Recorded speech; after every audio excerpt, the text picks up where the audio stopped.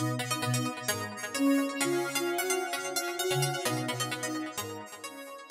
there, it's Kevin with GatheringMagic.com here. The wrap-up video for our Playing on a Budget this week with our Strength of the Fallen. This deck is just missing something. I think that I know we did go against two terrible matchups with the control that I don't think a single target aggro type strategy can actually do well against.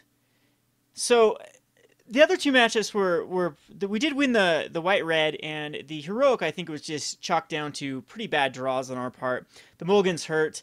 Our opponent keeping that one lander and then actually being paid off for keeping the one lander, being able to go crazy after that with the amount of cards in his hand and the ordeals. I'm thinking that's a very winnable matchup, especially with whips coming in post board and disruption through Brain Maggot. So I'd like to see some more matches with that. Maybe I'll have to try some more out on my channel. You can always go check out Rogue Deck Builder on YouTube.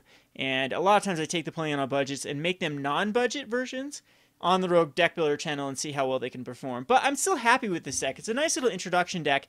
You can cut down some of the costs by just taking out the Llanowar Wastes, and there is $32 that you save right there, making this more like a $40 deck. And in fact, a lot of the pieces are very, very cheap besides the Llanowar Wastes. There's really nothing in here that's over like the $1.50, $2 mark, especially main boarded here. You start to get in the sideboard and the Nylea and the Pharika, which I don't know if they're quite necessary, the double Pharika. Against the control, we never got to see the control. Well, we did in the one match, and it did a lot of work versus the Reduke deck, but that last matchup, we didn't get to see Pharika, and I think that would have been the difference between winning and losing that matchup.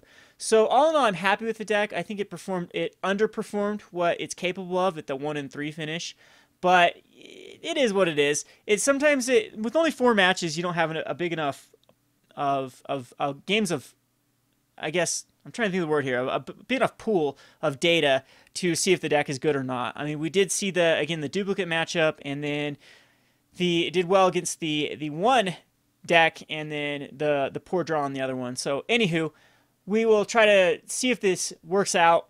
This deck will take a lot of tinkering with. Playing on a budget, a lot of times I go back to my rogue roots rather than stick with more of spike roots. I mean, I could play mono black warriors. I could play the boss Sly version, now has like Teamer Battle Rage in it, so I guess it'd be considered an upgraded list from what I ran at the start of the season with the Khans of Tarkir. But it's something that I don't enjoy playing a lot of the tier 1 decks. I like to, or at least even tier 1 budget decks is what you call it. I like to kind of mix things up, and I think that most of the viewers appreciate that as well. Not only going budget, but also going more of the rogue type strategy or the creative type strategy with the deck. So I'm going to keep doing that. I might end up trying the boss Sly. I have 2 modern decks that are actually budget that are performing very well that I might switch over to for the following next weeks before the Dragons of Tarkir comes out. And I'm sure that Dragons of Tarkir will completely change the metagame. There's already been some very powerful cards spoiled from Dragons of Tarkir. So anyhow, I hope you enjoyed this matchup. This has been Kevin with GatheringMagic.com. Thanks for watching.